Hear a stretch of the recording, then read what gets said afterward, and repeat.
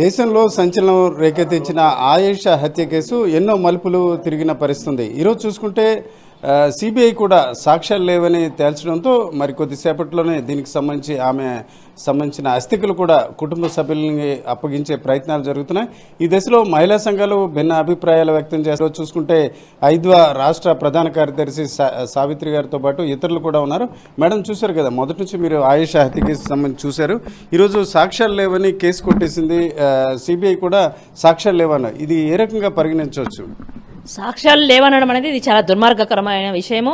ఆయేషా మీరా తల్లి తను ఇంటి దగ్గర ఉండి నేను ఇంటి ముందర నీళ్లు చల్లుతుంటే నా బిడ్డను ఎదురుగానే నా బండ్లో ఎక్కించుకొని పోయినారనేది సాక్ష్యాధారాలతోటిగా మేము ఐద్వా రాష్ట్ర మహాసభలో ఉమ్మడి రాష్ట్రంలో జరుగుతున్నప్పుడు మేము ఆమెను రమ్మని ఆహ్వానించాము. ఆమె చెప్పింది, ఆయేషా మీరా తల్లి ఎవరైతే కోనేరు రంగారావు గారి మనవడు ఉన్నాడో ఆయనే చేసింది, ఆయన్ను దోషిగా నిలబెట్టకుండా ఇతరులను దోషిగా నిలబెట్టడం ఇది సరైనది కాదు. కోనేరు రంగారావు మనవడే వాళ్ళు వచ్చి మా ఇంటి దగ్గరికి వచ్చి మా అమ్మాయిని తీసుకెళ్లారని చెప్పింది.